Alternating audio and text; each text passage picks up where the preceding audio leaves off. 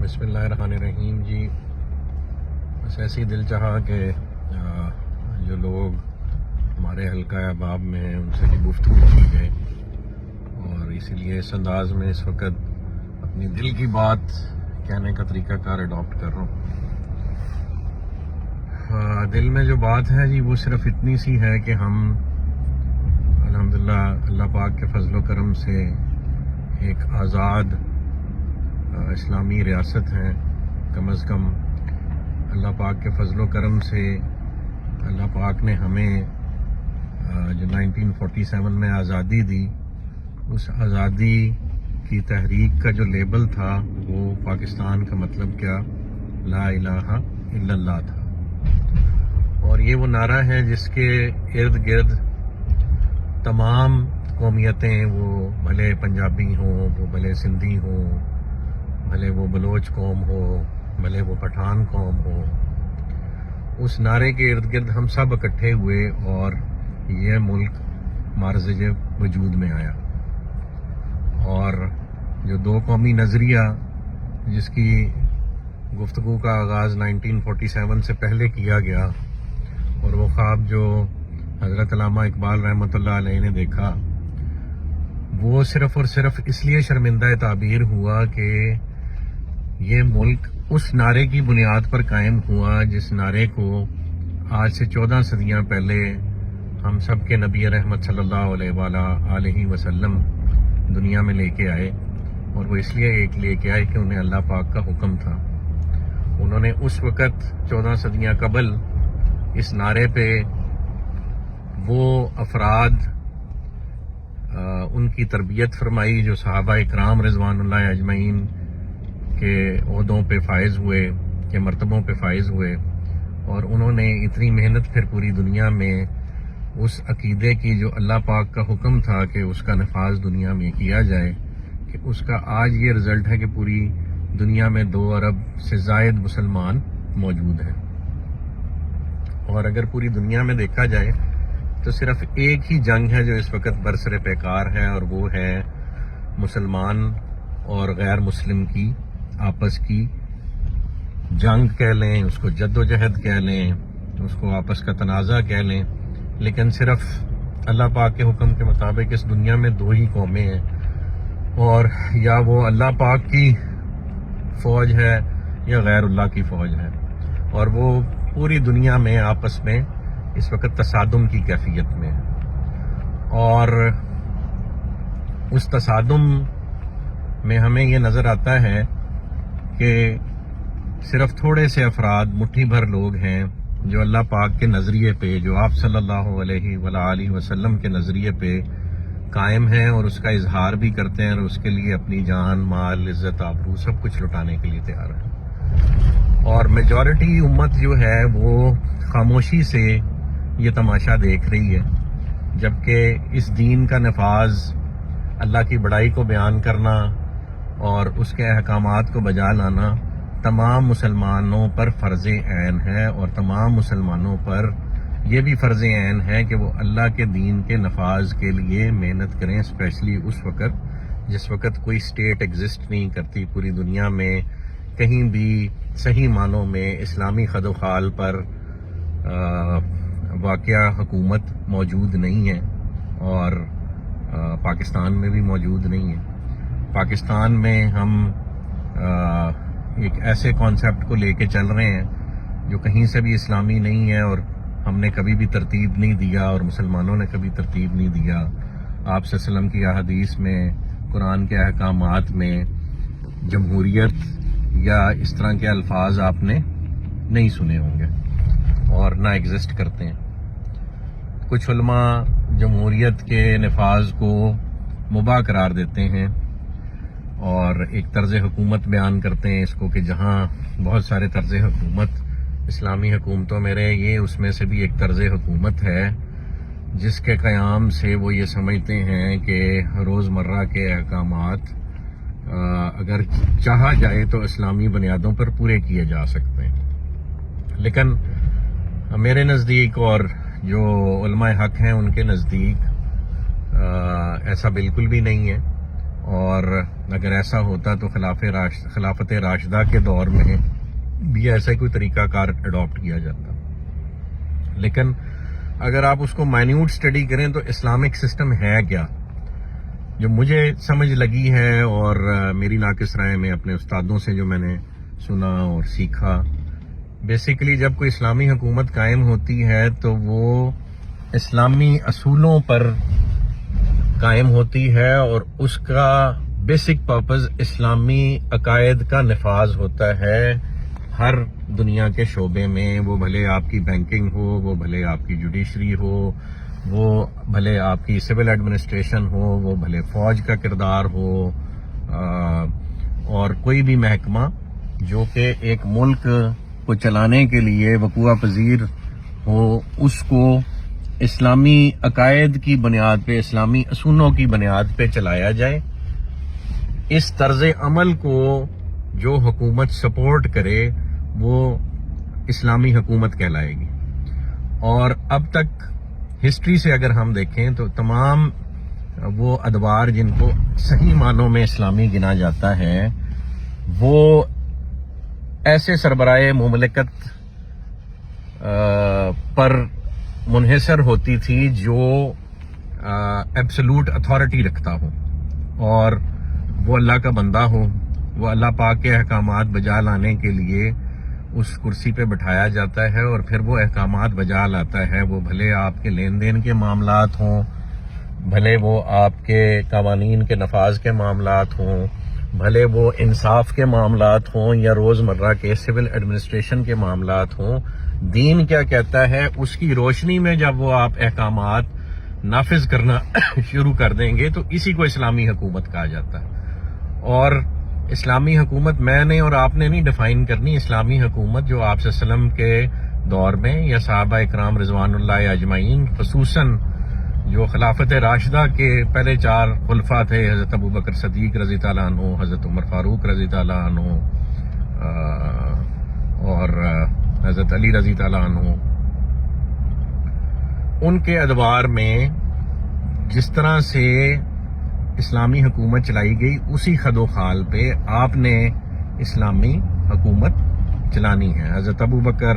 حضرت عمر، حضرت عثمان، حضرت علی رضی تعالیٰ عنہ کے ادوار میں جس طرح سے اسلامی حکومت کو چلایا گیا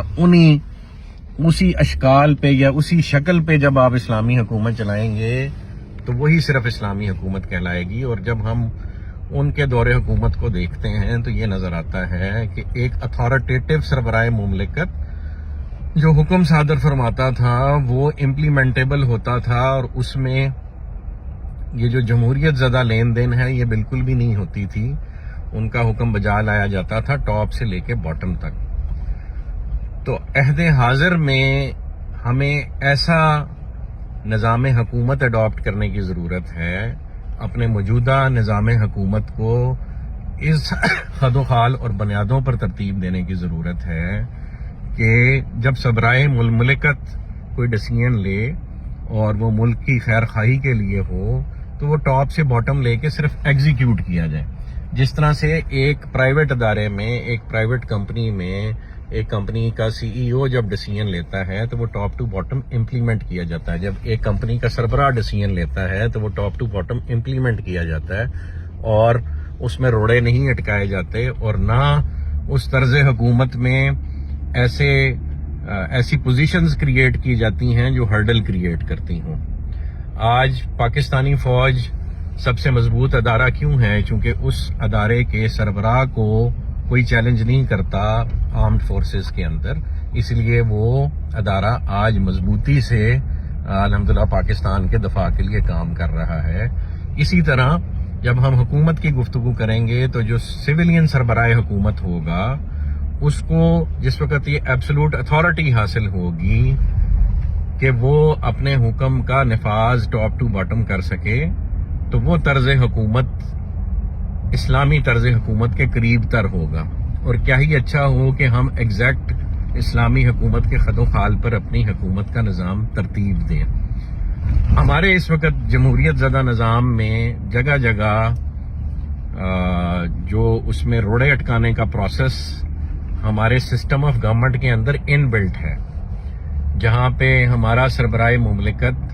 قانون سازی کے لیے، اول تو قانون سازی ایک اسلامی طرز حکومت میں صرف ایڈمنسٹریٹو ریفارمز کے لیے کی جاتی ہے. کسی بھی ایسے امر پہ آپ قانون سازی نہیں کر سکتے جہاں اللہ پاک کا حکم قرآن اور احادیث کی صورت میں اور اجتہاد صحابہ اور اجتہاد امت کی صورت میں آلریڈی ایگزسٹ کر رہا ہے. وہاں پہ آپ قانون سازی نہیں کر سکتے. مثلا سود کو اللہ پاک نے حرام قرار دیا، اللہ اور اللہ کے رسول سے جنگ کے مترادف قرار دیا، تو میں اور آپ بیٹھ کے، ہم بھلے سارے ممبران پارلیمنٹ کے اور اسمبلی کے بیٹھ کے بھی اس کو حلال کرنا چاہیں تو یہ عمل غیر اسلامی ہے، غیر شرعی ہے، یہ نہیں ہو سکتا. اسی طرح کے تمام وہ احکامات جو اللہ کے رسول اور آپ صلی اللہ علیہ وسلم کے دور میں اور قرآن کی صورت میں، اللہ کے احکامات کی صورت میں موجود ہیں، ان کو میں اور آپ بیٹھ کے چیلنج نہیں کر سکتے، بھلے دنیا کا جتنا مرضی پریشر ہو. تو صحیح معنوں میں جو اسلامی حکومت ہوگی وہ صرف پارلیمنٹ کے تھرو ایڈمنسٹریٹو قانون سازی، جو روزمرہ کے امور ہیں، مثلا ریڈ لائٹ پہ کھڑے ہونا ہے کہ گرین لائٹ پہ کھڑے ہونا ہے، اور کوئی بھی دیگر امور زندگی جو بزنس افیئر سے ریلیٹڈ ہو، اس کو بھی اسلامی اصولوں کے بنیادوں کے تحت آپ ریفارم کرنے کی اتھارٹی اس پارلیمنٹ کو دے سکتے ہیں. اس کے علاوہ وہ پارلیمنٹ قانون سازی نہیں کر سکتی کسی بھی ایسے پہلو پہ جو آلریڈی اسلامی ٹیچنگز کے تحت ڈیسائیڈڈ ہے. تو یہ کام اگر ہم چاہتے ہیں کہ پاکستان میں ایک سویلین سیٹ اپ اور قائم ہو اور وہ اللہ اور اللہ کے رسول کے احکامات کو بجا لاتا ہو، تو وہ صرف اسی صورت میں ممکن ہے کہ جو بھی سربراہ حکومت پاور میں آئے اس کو ایبسولوٹ اتھارٹی دی جائے، اور اس کو کراس چیک کرنے کے لیے آبویسلی اوپر ایک ایسا سسٹم ڈیولپ کیا جائے گا جس کو وہ سربراہ مملکت جواب دہ ہو. وہ قاضی القضاء کی صورت میں بھی ہو سکتا ہے، یا ایک ایسی جیسے ہماری نیشنل سیکورٹی کونسل ہے، اس طرح کا ایک ادارہ، یہ ہم اپنی سیکورٹی کونسل کو یہ رائٹس دے سکتے ہیں کہ وہ کاگنیزنس لے سکے اس سربراہ مملکت کی. اور وہ پورا ایک نظام ہے جو کچھ ممالک میں اس وقت پریکٹس بھی کیا جا رہا ہے، اور ہم سے کلوزسٹ جو فارم ہے اس کو صدارتی نظام کہا جاتا ہے، اسلامی صدارتی نظام کہا جاتا ہے. اور پھر جب وہ صدارتی نظام پوری دنیا میں پھیلے گا تو اس کو خلافت کہا جاتا ہے. بہرحال ہم ابھی پوری دنیا کی گفتگو نہیں کرتے، ہم تو اپنا گھر ہی نہیں سیدھا کر پا رہے. تو اپنا گھر سیدھا کرنے کے لیے چونکہ اس وقت پورے ملک میں ایک پولیٹیکل ڈیبیٹ اور پولیٹیکل بحث جاری ہے، تو میں سمجھتا ہوں بحیثیت مسلمان اللہ پاک کے احکامات کو بجا لانے کے لیے یہ ہم سب پہ فرض ہے کہ جس کو جو اللہ پاک نے طاقت دی ہے وہ اس کو بروئے کار لائے، اور گفتگو ہی کرنی ہوتی ہے. آپ نے کسی کو لاٹھی نہیں مارنی، کسی کو گولی نہیں مارنی، آپ نے گفتگو کرنی. گفتگو کرنے سے دل بدلتے ہیں، اور دل بدلتے ہیں تو پھر حالات بدلتے ہیں. اور جس نے اپنے حالات پہ خود غور نہیں کیا، ان کو بدلنے کی کوشش نہیں کی، ان کے حالات اللہ پاک بھی نہیں بدلتا. تو اس قوم نے اگر ترقی کرنی ہے تو ہمیں ایک single unit command form of government چاہیے جو اسلامی طرز حکومت پہ ہو اور اسلامی بنیادوں پر لوگوں کے فیصلے کرتا ہو، لوگوں کے ساتھ عدل کرتا ہو، ایڈمنسٹریٹو سسٹمز ڈیفائن کرتا ہو. اور اس معاشرے میں اب اتنا جھوٹ بولا جا چکا ہے کہ اب وقت ہے کہ ہم ہر معاملہ سچ کی بنیاد پر کھڑا کرنے کی کوشش کریں. وہ بھلے ہمارا نظام حکومت ہو، وہ بھلے ہماری جوڈیشری ہو، وہ بھلے ہمارا فوج کا نظام ہو، ہر کسی کو اپنا اپنا احتساب کرنے کی ضرورت ہے. فوج کو بھی ایسی مثال قائم کرنے کی ضرورت ہے جیسے خلفائے راشدین کے دور میں، کہ عام فوجی اور اس فوج کا سربراہ ایک ہی روٹی ایک ہی لنگر سے کھاتا ہو، اور ایک ہی طرز کا پہناوا سب کے پاس ہو، ایک ہی طرز کے وسائل سب کے پاس ہوں. آپ اس میں ڈسٹنکشن کر سکتے ہیں رول کے حساب سے، لیکن اس کا جو آپس کا تناسب ہے وہ ایسا ہونا چاہیے کہ وہ ان حالات کو یا ان خیالات کو ریپرزینٹ کرتا ہو جو آپ صلی اللہ علیہ وسلم کے دور میں اور خلفائے راشدین کے دور میں موجود تھے اور آپ صلی اللہ علیہ وسلم نے اور خلفائے راشدین نے پریکٹس کی. ہم جو کوئی بھی ہوں ہم ان سے بالا تر تو نہیں ہیں. تو ہمیں ہر نظام کی اصلاح کرنے کی ضرورت ہے. وہ بھلے ہمارے فوج کا نظام ہو, بھلے وہ جوڈیشری کا نظام ہو. ہمارے چیف جسٹس صاحب کو بھی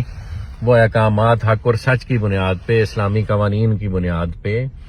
نافذ کرنے پڑیں گے, اور اپنا احتساب اور اپنے ادارے کا احتساب بھی اس طرح کرنا پڑے گا جس طرح آپ صلی اللہ علیہ وسلم کے دور میں ہوا. ہمیں سب کو سچ بولنے کی ضرورت ہے. اسی طرح پولیٹیشنز کو اپنے تئیں اپنا احتساب کرنے کی ضرورت ہے کہ جس وقت وہ حکومت میں آئے تو ان کے پاس کیا تھا, اور حکومت میں رہتے رہتے انہوں نے کتنے وسائل اڈاپٹ کر لیے, اور پھر جو وعدے انہوں نے کیے کیا وہ وفا ہوئے کہ نہیں. ہمارے ملک میں دین کے نام کو بہت دفعہ استعمال کیا گیا, لیکن میں سمجھتا ہوں اس دین کو نافذ کرنے کی جو بھی کوشش ہوئی اس کی پہلی ریکوائرمنٹ توکل تھی, اور وہ توکل اللہ کی ذات پہ تھا. نہ ہم اپنے ارد گرد کے لوگوں کے ارادوں سے ڈریں, اور نہ ہم اپنے ملک سے باہر موجود قوتوں سے خوف کھائیں. ہم صرف وہ کام کریں جو اللہ اور اللہ کے رسول صلی اللہ علیہ وسلم نے پسند فرمایا, چاہے اس کے لیے ہماری جان چلی جائے. کجا یہ کہ دنیا کے وسائل چلے جائیں اور جان, مال, عزت, آبرو, بیوی, بچے ان کی قربانی دینی پڑے. جانا تو ہم سب نہیں ہیں اسی دنیا سے, لیکن کیا ہی اچھا ہو کہ ہماری جان اللہ پاک کی راہ میں اس کے دین حق کو قائم کرتے ہوئے لے لی جائے, اور اس کے بعد کی زندگی وہ اللہ رب العزت نے وعدہ کیا ہوا ہے اور وہ اپنے وعدے وفا کرتا ہے. ہم جیسے کمزور وعدے نہ وہ فرماتا ہے اور نہ وفا کرنے میں وہ کمزوریاں دکھاتا ہے. تو جزاک اللہ خیر. دل میں ایک درد تھا. میں اپنے چند ساتھیوں کے ساتھ عمرے کے لیے گیا ہوا تھا, اور وہاں اللہ پاک سے خصوصی دعا کی کہ اللہ پاک اس حق کی گویائی کی توفیق اور اس کام کو اس ملک میں آغاز کرنے کی توفیق دے کہ ہم تمام افراد کو, تمام سیاستدانوں کو, تمام اداروں کو, تمام فوجیوں کو اور فوجی سربراہان کو, تمام جوڈیشری کے ممبران کو, تمام بیوروکریٹس کو, ہر وہ شخص جو اس ملک کی خیر کے لیے کام کر رہا ہے اس کو ایک پیج پہ لانے کی کوشش کریں, اور وہ پیج ہے اللہ کی رضا کا پیج, اور وہ پیج ہے اللہ کے بتائے ہوئے کے مطابق اللہ کے بندوں پر حکومت کرنے کا پیج, اور اس طرز حکومت کو نافذ کرنے کی کوشش جس کے لیے آپ صلی اللہ علیہ وسلم دنیا میں تشریف لائے اور وہ کامیاب ہوئے. اور وہ کامیاب ہوئے تو آج میں اور آپ دین حق کی یہ گفتگو کر رہے ہیں. تو ہم سب پہ فرض ہے کہ ہم اللہ کے بتائے گئے احکامات کے تابع رہتے ہوئے اس طریقے سے اسلامی طرز حکومت قائم کرنے کی کوشش کریں جس طریقے سے آپ صلی اللہ علیہ وسلم اور صحابہ نے فرمائی. تو جزاک اللہ خیر جی. دعاؤں میں یاد رکھیں یہ ایک چھوٹی سی کاوش ہے جس کا آپ سب حصہ بن سکتے ہیں, اور وہ حصہ ایسے ہی بن سکتے ہیں کہ آپ اپنے پلیٹ فارمز کے تھرو اللہ کے دین کے نفاذ کی جو ہے وہ رداد پورے ملک میں عام کریں, اور پورے ملک میں یہ گفتگو پھیلائیں کہ ہم نے بہت تجربے کر لیے, بہت سے لوگوں کو موقع دیا کہ وہ آئیں اور اپنے اپنے انداز میں حکومت کریں, لیکن حکومت اور اللہ کی رضا صرف اور صرف اس صورت میں کامیابی حاصل کر پائے گی کہ ہم اللہ کے بتائے ہوئے کے مطابق نظام حکومت چلائیں, اور اللہ کے بتائے ہوئے کے مطابق ہم ان لوگوں کو سلیکٹ کریں جو اس کے اہل ہوں. ہم تمام ادارے ان لوگوں کے حوالے کریں جو ان اداروں کو چلانے کی اہلیت رکھتے ہوں, نہ کہ یہ کہ ہم وہ کام کریں جو آلریڈی اس ملک میں ہو رہا ہے. تو یہ وہ بحث ہے, یہ وہ گفتگو ہے جو سچے دل کے ساتھ تمام سیاستدانوں کو, وہ کسی بھی جماعت سے رکھتے ہوں. یہ کسی جماعت کا ایجنڈا نہیں ہے, یہ اللہ کی جماعت کا ایجنڈا ہے, اور اللہ کے دین کو قائم کرنے کا ایجنڈا ہے, اور اللہ کے بتائے ہوئے کے مطابق اللہ پاک کے بندوں کو آسانیاں پیدا کر کے دینے کے فرائض میں آتا ہے ہمارے. یہ ہم سب نے مل کے کرنا ہے. تو خدا را اس کا حصہ بنیے, اس کا ساتھ دیجیے. جزاک اللہ خیر جی. السلام علیکم.